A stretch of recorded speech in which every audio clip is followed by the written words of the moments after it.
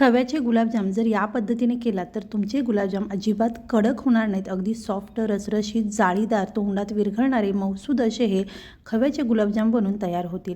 तर हे मस्त रसरशीत गुलाबजाम बनवण्यासाठी इथे मी अर्धा किलो खवा अगदी सॉफ्ट असा मळून घेतलेला आहे. यासाठी आपल्याला 1 वाटी मैदा किंवा 100 ग्रॅम मैदा लागणार आहे.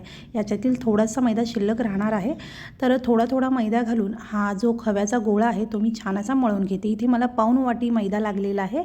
मैदा घातल्यानंतर खव्याचा छान असा गोळा करून घ्यायचा आहे आणि त्यानंतर हा खवा 2 ते 3 मिनिटे छान अशा पद्धतीने मळून घ्यायचा. यामुळे आपले गुलाबजाम अगदी जाळीदार आणि मस्त रसरशीत होतात.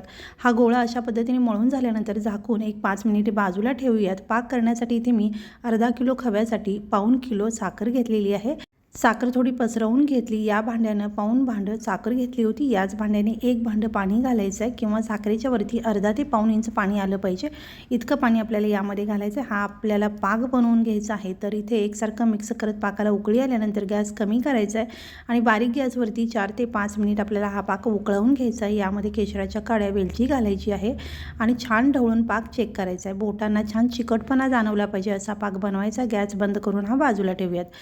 आता गुलाबजाम बनवायचे आहेत. खवा छान मळून घ्यायचा आणि याचे आपल्या आवडीनुसार गोळे बनवायचे आहेत. इथे मी मध्यम आकाराचे असे सगळे गोळे बनवून घेते.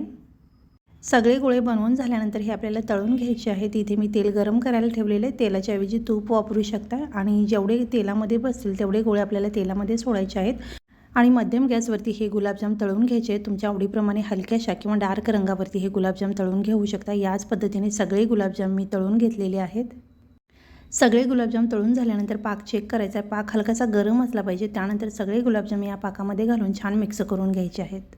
आता यावरती झाकण लावून 5 ते 6 तास किंवा रात्रभरासाठी हे मुरवून घ्यायचे आहेत. मी रात्रभर हे मुरण्यासाठी ठेवलं होतं. छान रसरशीत गुलाबजाम तयार झालेले आहेत. परफेक्ट खव्याचे गुलाबजाम या पद्धतीने बनवून बघा आणि सुवर्णच रेसिपी मराठी या चॅनलला सबस्क्राईब जरूर करा.